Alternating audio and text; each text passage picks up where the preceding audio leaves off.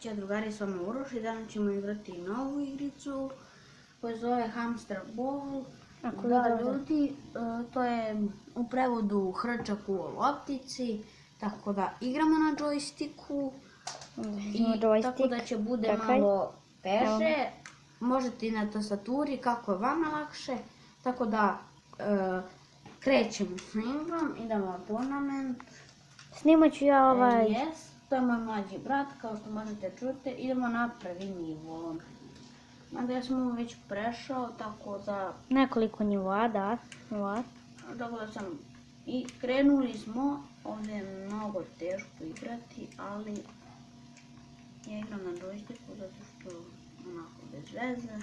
Mnogo sam i na tastaturi, ali kao što vidite prvi nivo smo laganica prešli. Tako da ćemo da idemo na drugi nivo, možda ćemo danas igrati do 3 nivoa eventualno. Tako da idemo na novi 3, 4 sad. Krenuli smo ponovo. Ovo je sad malo mnogo teža mapa nego što vidite.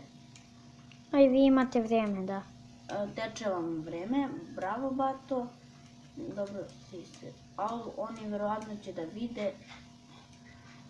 Ovo je za mene stara igrica, igrao sam je mnogo puta, tako da znam napamet mape. I sad ćemo ovo laganica da pređemo.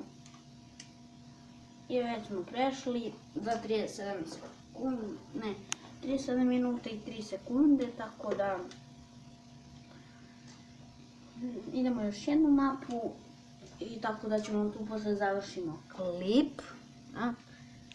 Sad se učitava. Dobili smo 92 minuta i 3 sekunde i krenuli se. Jeste još 3 minuta? Ne, to su sekunde.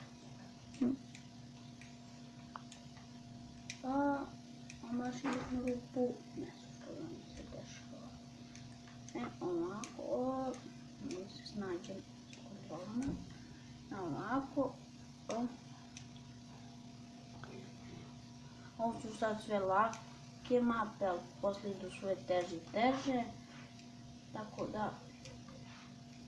Ovo je teško kad ste u tunelima, ništa ne vidite. Da, ništa ne vidite. Sad, kao što vidite, ovdje je most, jedan pokretni. Ali mogu da se izborim sa njim, a ne mogu. Tako bude ovaj bio...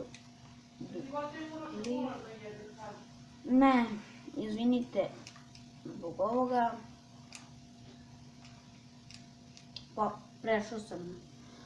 prešli smo nivo, tako da to bi bilo to. Hvala vam i do sljedećeg klipa.